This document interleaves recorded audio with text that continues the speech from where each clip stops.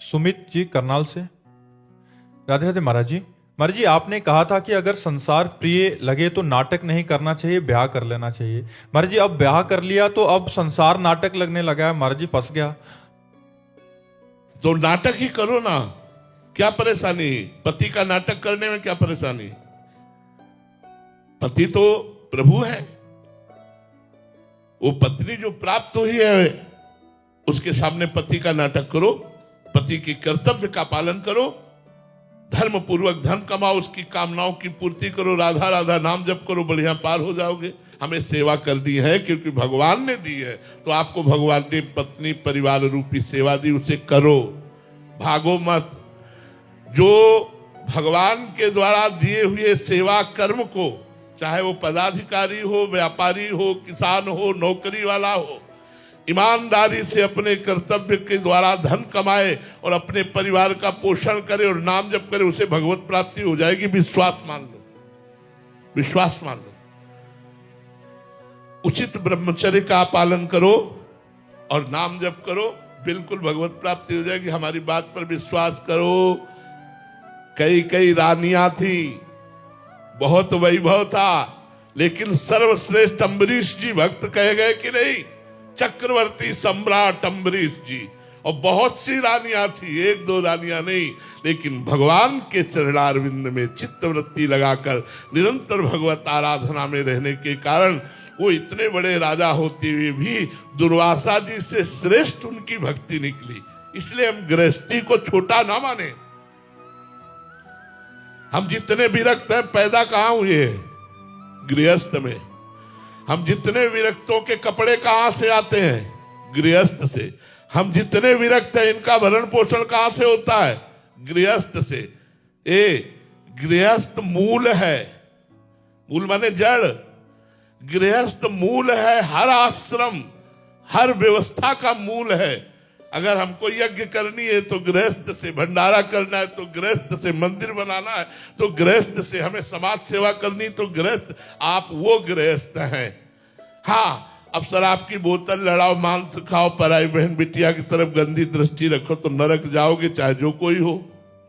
गंदे आचरण करोगे तो नरक की प्राप्ति होगी, दुर्गति की प्राप्ति होगी। यदि सतधर्म के द्वारा कमाए हुए धन से समाज सेवा, परिवार सेवा कर रहे और नाम जप कर रहे हो, तो आपको निश्चित, जैसे एक विरक्त को भगवत प्राप्ति होती है, वैसे आप गृहस्थ को भगवत प्राप्ति होगी। आप चिंता ना करें, आपको आनंद पूर्वक जिए, मौज मस्ती से जिए, पर गंदे आचरण न करें, पाप आचरण न करें, नाम न छोड़े, धर्म पूर्वक रहे। तेजस्विनी तिवारी जी, पुणे महाराष्ट्र से। राधे राधे महाराज जी। महाराज जी, मन की आवाज और अंतरात्मा की आवाज को कैसे पहचाने? वही आवाज है जो कहती है माला करें, फिर वही कहती है टीवी देखो, फिर महाराज जी कैसे पता चले कि कौन सी? देखो, वैसे आत्मा की कोई आवाज नहीं होती, हमारी बात समझना। अंतःकरण चतुष्टय है। अंतःकरण चतुष्टय है, जिसमें चार है: बुद्धि, मन, चित्त और अहंकार। आत्मा का इनके ऊपर प्रकाश पड़ रहा है, ये उसी से प्रकाशित हो रहे हैं, उसी से चलायमान हो रहे हैं। आत्मा की कोई इच्छा नहीं, आत्मा का कोई आज्ञा उपदेश नहीं, आत्मा की कोई आवाज नहीं। ध्यान रखना, अंदर बुद्धि में दो बुद्धियां हैं। विभीषण जी ने रावण के सामने वर्णन किया, सुमति कुमति सबके उर राही, नाथ पुराण निगम अस कहानी। जहां सुमति तहां संपत्ति नाना, और जहां कुमति तहां विपत्ति निदान। तो उर कुमति बसी विपरीता। विभीषण जी उपदेश कर रहे रावण को। तो हमारी बुद्धि में दो बुद्धियां हैं। एक है अच्छी बुद्धि, जिसे सुमति कहते हैं, और एक है गंदी बुद्धि, जिसे कुमति कहते हैं। जब हमारे मन में आया कि ये कार्य हम करें, यदि गंदा कार्य है और कुमति जोरदार है, तो वो कह देगी कि हाँ करो, पर सुमति अंदर से कहेगी नहीं, गलत कार्य है।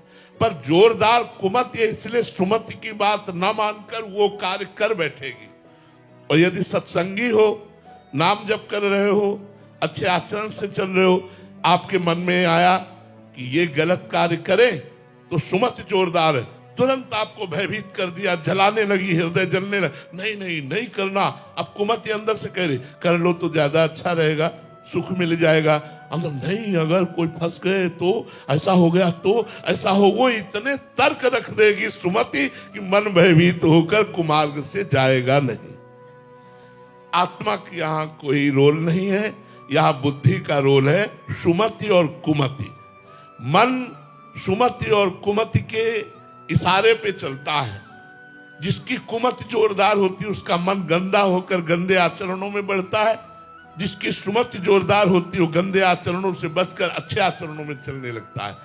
तो ये सुमति और कुमति का खेल है। इसमें आत्म तत्व के प्रकाश से ये बुद्धि प्रकाशित है, न कि आत्मा की कोई आवाज है। आत्मा निर्विकार निर्विकल्प, वो तेजो स्वरूप महान, उसका क्या वर्णन करे। उसकी कोई चाह नहीं, उसका कोई निर्णय नहीं। निर्णयाक बुद्धि, संकल्प विकल्प मन, चिंतन चित्त, क्रिया को स्वीकार करना और भोगना अहंकार। विजय जी जम्मू से, राधे राधे महाराज जी। महाराज जी, संत कबीरदास जी महाराज जी कहते हैं कि चिड़िया चोंच भर ले गई, नदी ना घटियो नीर, दान दिए धन ना घटे, कही गए दास कबीर। महाराज जी, जैसे दान करने से धन घटता नहीं बल्कि बढ़ता है, तो क्या यही बात भजन पर भी लागू होती है? जैसे किसी के कल्याण के लिए अगर अपना भजन दान करें तो हमारा भजन बढ़ेगा? पहले भजन करो तो भजन का मतलब तो समझो। सब में प्रभु दिखाई दे, इसी का नाम तो भजन है। सी राम में सब जग जानी, करो प्रणाम जोरी जुग पानी। ये लालसा ही खत्म हो जाए तुम्हारी। ये जो लालसा है, इस लालसा को भी मिटा दो। दूसरे का कल्याण नहीं करना, दूसरे भगवत स्वरूप है ये जानना है। बहुनाम जन्मनावंते ज्ञानवान माम प्रपद्यते, वासुदेवा स्वरमित सामहात्मा सुदुर्लभा। बहुत जन्मों की साधना के बाद ये ज्ञान प्राप्त होता है कि सब में हमारे श्री भगवान विराजमान है, सबके हृदय मंदिर में। जब सब भगवत स्वरूप हैं तो हमारी दृष्टि में सब कल्याण स्वरूप हैं। यही भजन का फल है। भजन का फल है जड़ चेतन जग जीवजत सकल राम में जानी, बंदो सबके पद कमल सदा जोरी जुपान। अब दूसरे स्तर की बात, ये प्रथम स्तर का उत्तर है। दूसरे स्तर का उत्तर है कि हम भगवत भाव तो देख नहीं पा रहे, जीव भाव देख रहे हैं। ये जीव बड़े कष्ट में है। यदि हम अपना भजन इसको दे देते हैं, इसका कष्ट नष्ट हो जाए, ये सुखी हो जाए, तो हमारे भजन की सार्थकता है। तो संत जन जब अपना भजन दूसरे को देते हैं और उसका कष्ट दूर होता है, तो भगवान की उन पर कृपा होती है और भगवान के प्रेम को प्राप्त होते हैं। वो पलट करके कुछ नहीं चाहते, वो उसको सुख देना चाहते हैं। जो पलट करके कुछ चाहता है वो सही परमार्थी नहीं है। लेने की भावना ही खत्म हो जाए, उसी का नाम परमार्थ है। जाहि न चाहिए कबहु कछु, तुम सन सहज सने, बसहु निरंतर तासुर सुर राउर निजगे। जैसे रात दिन जो भी सेवा भजन बनता है वो हम अपने देशवासियों को देते हैं, विश्व को देते हैं। किस रूप में देते हैं? विश्वात्मा भगवान के रूप में। सब स्वस्थ रहें, सबकी बुद्धि निर्विकार रहे, सब शांत और आनंदित रहें। बदले में कुछ नहीं चाहते, यही चाहते हैं कि हम रोज भजन करें और रोज अपने देशवासियों को देते रहें। जब तक जीवित रहें अपने देश की सेवा करते रहें, समाज की सेवा करते रहें। यही हमें मिल रहा है, यही हमें मिल रहा है कि हम सेवा कर पा रहे हैं। यही हमारी फीस है, यही हमारी फीस है कि हम अपने समाज की सेवा कर पा रहे हैं। इसलिए हम भजन का दान करें, बदले में कुछ हमें और मिले या और हमारा भजन बढ़े, तो हमें भावना करनी चाहिए कि जिसको हम दे रहे हैं, अच्छा देना उसे कहते हैं। तो दियम वस्तु गोविंदम तुभ्यमेव समर्पय। आपकी दी हुई वस्तु आपको दे रहा हूं, मैं दाता नहीं हूं। हे गोविंद, लेने वाले भी आप हो और देने वाले भी हो। एक बार रहीमदास जी कुछ अशस्पियां बांट रहे थे, तो ऐसे बांट रहे थे। तो एक व्यक्ति ने पूछा कि आपको तो आंख में आंख डाल करके देना चाहिए, आप आंख झुकाए क्यों हो? तो उनका देनहार कोई और है, देत रहत दिन रैन, लोग भरम मोपे करे, तासो नीचे नैन। लोग कह रहे रहीम दास जी बांट रहे हैं, इसलिए मेरे नेत्र नीचे है कि देनहार तो कोई और है जो देत रहते दिन रैन। तो अपने को दाता ना समझकर भगवान की वस्तु भगवान को दे रहे हैं, भगवान का भजन भगवान को समर्पित कर रहे हैं। सर्वोत्तम भाव यह है परमार्थ का, अध्यात्म का। पर जी एक अन्य सिद्धांत में आपने बताया था कि साधक को वरदान और श्राप से बचना चाहिए। जैसे किसी को वरदान देने की भावना तभी उठती है कि जब उनको हमें करुणा आ जाए तो वरदान। तो महाराज जी वो सिद्धांत साधकों की कोटि पे डिपेंड करता है। हाँ, जब तक भगवत प्राप्ति न हो जाए तब तक स्वयं पहले लगे रहना चाहिए।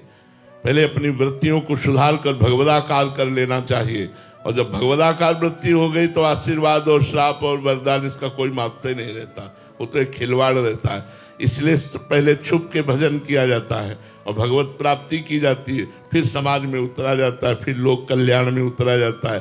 पहले अपना कल्याण करो, पहले स्वयं ज्ञान प्राप्त करो, पहले स्वयं भगवत प्राप्ति करो, फिर आगे का कार्य समाज सेवा वो खुद भगवान करवा लेते हैं।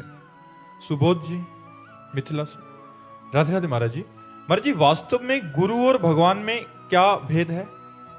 भेद होते हुए भी अभेद है और अभेद होते हुए भी भेद है।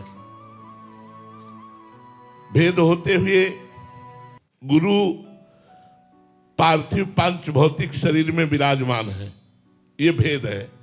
भगवान का शरीर चिदानंदमय होता है और गुरु का जो प्रगट शरीर होता है वो पांच भौतिक होता है, ये भेद है।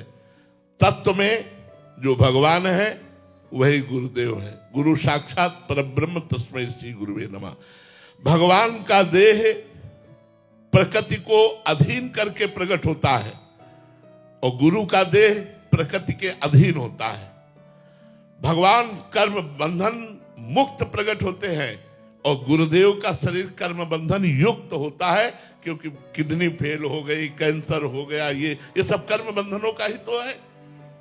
तो अभेद होते हुए भेद शरीर को लेकर और भेद होते हुए भी अभेद तत्व को लेकर।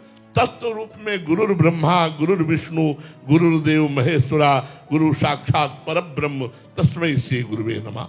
भगवान से भी बढ़कर हमारे गुरुदेव हैं, क्योंकि भगवान हमारे भी हृदय में है और सबके हृदय में और हर जन्म में रहे और आज तक कल्याण नहीं हुआ, हमारी दुर्गति ही होती रही। और जब वही हृदय वाले भगवान गुरु रूप धारण किए और हम उनके चरणों का आश्रय लिया और उन्होंने उपदेश किया तो मायामल का नाश हो गया। मोक्ष मूलम गुरु कृपा, उन्हीं की कृपा से मोक्ष हो गया, कल्याण हो गया। भेद होते हुए भी अभेद और अभेद होते हुए भी भेद। यद्यपि भगवान ही गुरुदेव के रूप में है, गुरुदेव ही भगवान है, कोई भेद नहीं, पर प्रगट में इतना भेद है। श्री राधा वल्लभ लाल की।